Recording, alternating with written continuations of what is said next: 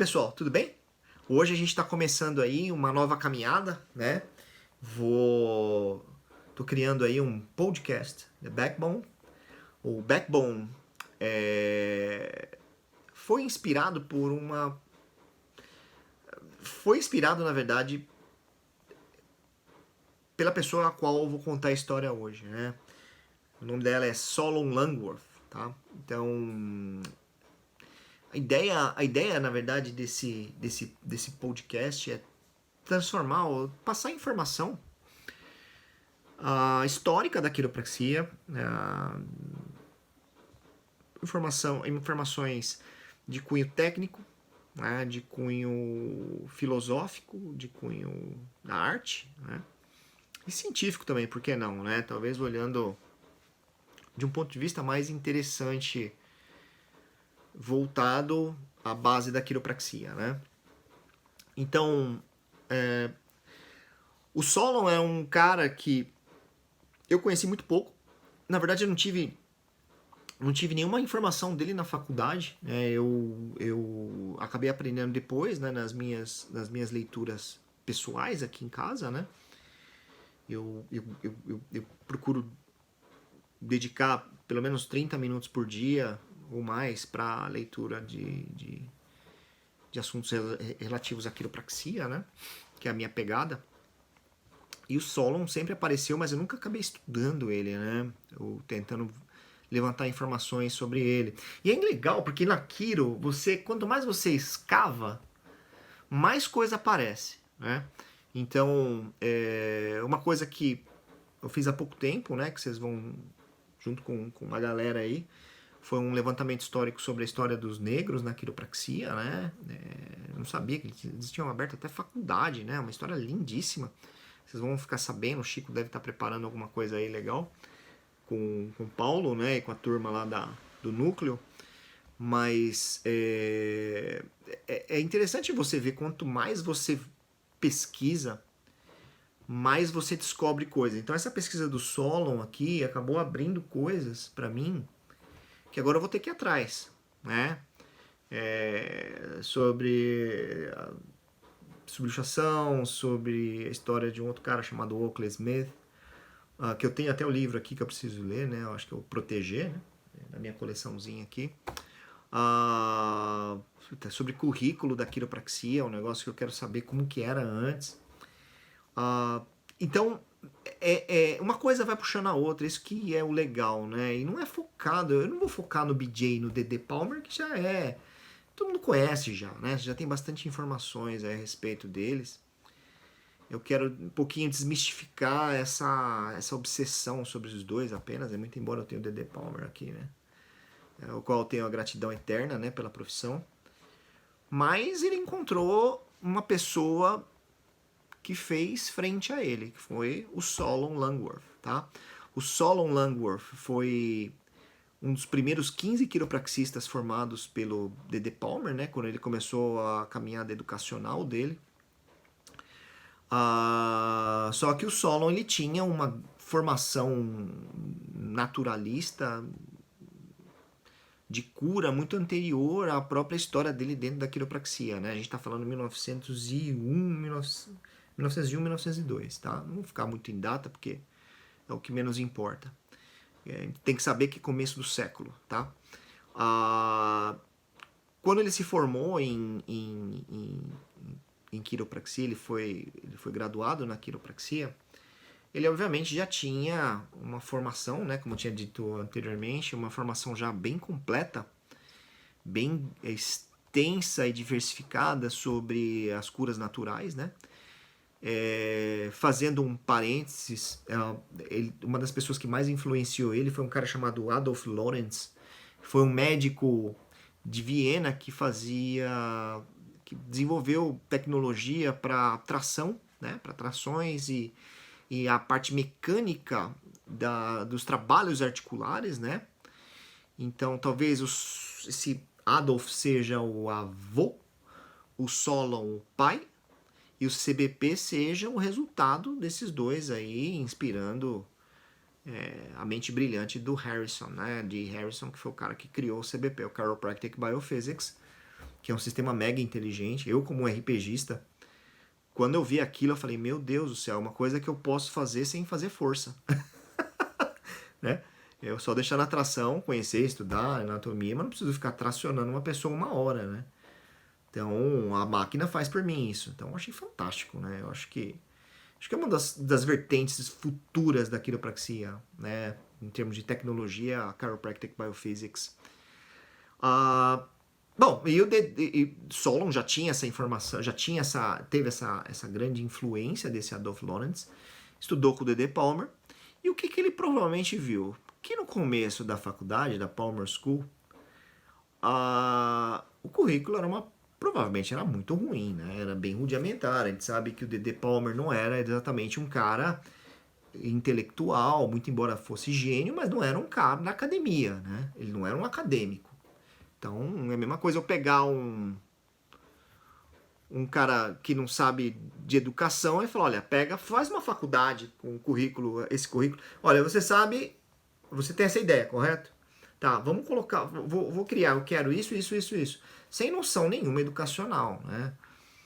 O Solon, ao contrário, já provavelmente tinha uma formação já muito melhor. Ele viu, bom,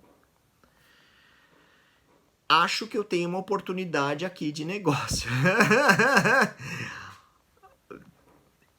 Logo que ele se formou, 1902 para 1903, 1903 é a única data que eu quero fazer questão de lembrar aqui. Foi a data onde a quiropraxia podia ter morrido. Porque basicamente a Palmer formava o quê? 10, 15, 20 alunos, se formava. Era minúsculo.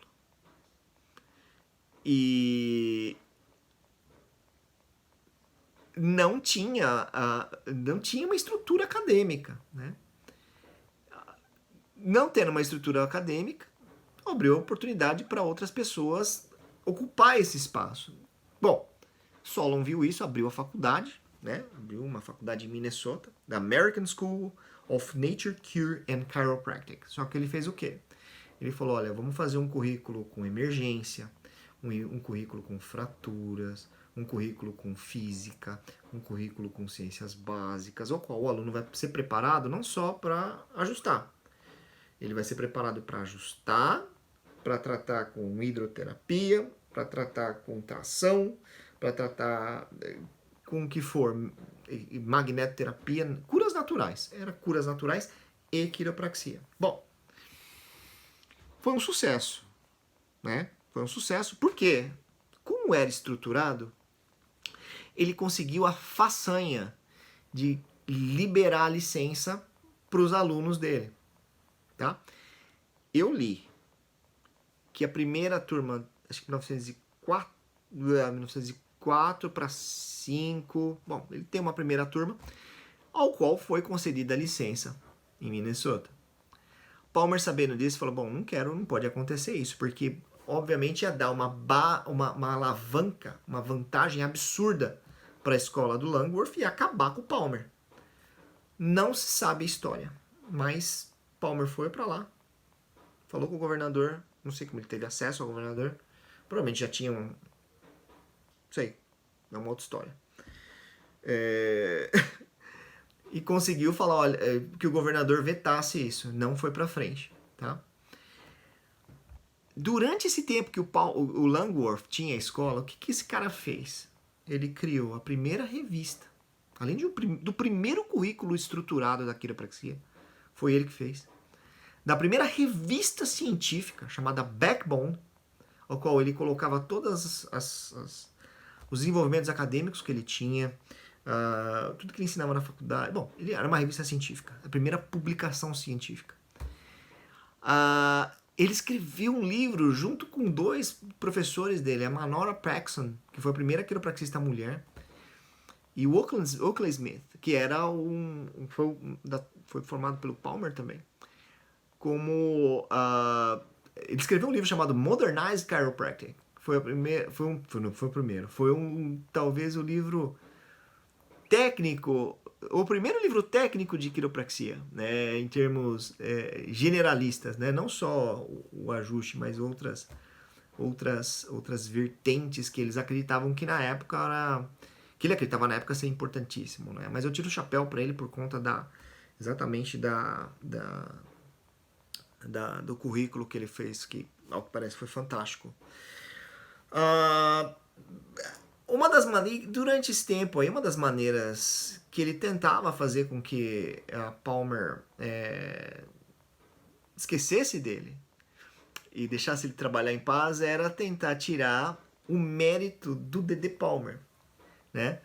Então é uma parte interessante da história, porque ele dizia que, o Solon dizia que o D.D. Palmer, na verdade, ele não descobriu nada, porque a quiropraxia era muito mais antiga do que o próprio D.D. Palmer. E o D.D. Palmer roubou a ideia dos boêmios, que é uma região na Europa Oriental lá, né? Ao qual os boêmios, né, as pessoas dessa região, praticavam uma arte chamada napravit, que era uma técnica de manipulação articular, etc. Eu tenho muita curiosidade de saber, mas nunca vi, né? Eu tenho foto dos bond setters da época fazendo algumas manipulações e tal, mas eu nunca vi um praticante de napravit. Aí até vai um puxão de orelha aí no Thiago, meu ex-aluno que tá aí na Iugoslávia, né? Ver se acha esse povo aí, manda umas coisas pra gente. Mas o Solon, ele era um cara que buscava realmente mudar o conceito da quiropraxia, né? Só que ao mesmo tempo que ele era um mixer, ele é considerado o salvador da quiropraxia, porque com essa modernização do currículo, ele obrigou a Palmer a ter, com uma competição, ter um currículo decente. Então ele fez com que o Palmer buscasse um nível de educação melhor para os seus alunos. Ele foi um cara que talvez tenha cunhado o termo subluxação, né? Ele dizia que na coluna vertebral existiam janelas para o sistema nervoso. Essas janelas eram os forames intervertebrais, né? Então essa teoria inicial de subluxação é acreditada também ao Solon Langworth. O D.D. Palmer ele não mencionou tantas vezes quanto o Solon Langworth o termo subluxation, tá? Então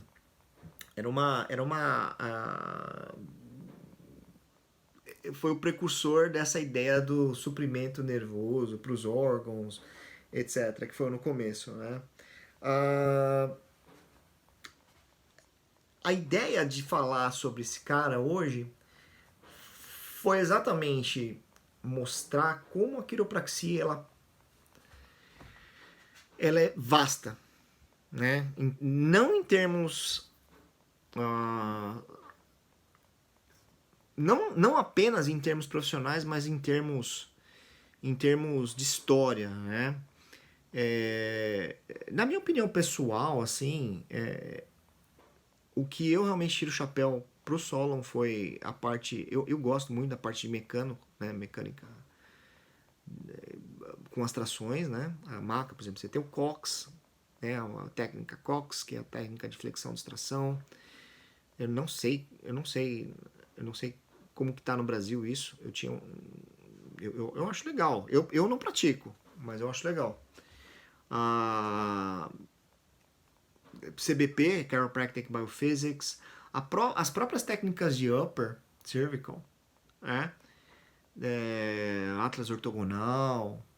Então, se você olhar, veio muito inspirado na ideia do Solon, né? E no gênio dele em modernizar a profissão, né? Talvez o que eu não concordaria, obviamente, é com isso, né? Hidroterapia, né? Técnicas de termofototerapêuticas. Mas a mecano em si, a parte de tecnologia em si, eu acho legal. Ele assim, ele inventou a ideia, talvez a ideia dele fosse criar uma máquina que ajustasse, né? Porque ele não concordava. E esse foi um problema com o DD, né? O DD achava, e como eu, né? Modéstia à parte, é done by hands, né? Tem que ser feito pela mão, senão deixa de ser Quiro, né? O Solon talvez quisesse criar uma forma mecânica de fazer o ajuste, né? Não instrumental, não instrumental como ativador, mas uma maca que a pessoa deite e vai lá e ajusta, né? A tecnologia em si. Então, essa é uma discussão nossa aí, né? Mais pra frente. Até que ponto isso é legal, né? Até que ponto substituir a mão por uma máquina, né? Não estou falando sobre impulso, não estou falando sobre ativador, adoro os dois, especialmente ativador, eu gosto bastante.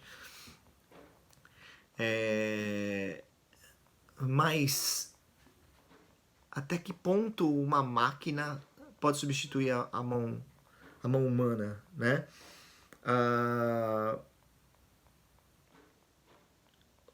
Qual é o papel da quiropraxia, da tecnologia na quiropraxia? Papel tecnológico, diagnóstico, papel tecnológico técnico, né, terapêutico, né? Eu conheci um cirurgião que ele, interessante, ele foi fazer uma cirurgia e ele falou, olha, eu gosto de usar robô, mas se dá um sangramento tem que ser minha mão, então eu prefiro fazer com a minha mão. Então, coisas assim, sabe? Vamos pensar aí, usando o exemplo do Solon, o que devemos fazer daqui por diante, né? A quiropraxia ela parou muitos anos e a gente está seguindo talvez exemplos que não deram certo no passado, né? Como a gente pode criar um futuro mais sensato para nossa profissão. Então fica a minha mensagem, tá bom? Mandem sugestões de temas que vocês gostariam de escutar e o que vocês gostariam de saber mais aí. Beleza? Tchau, tchau.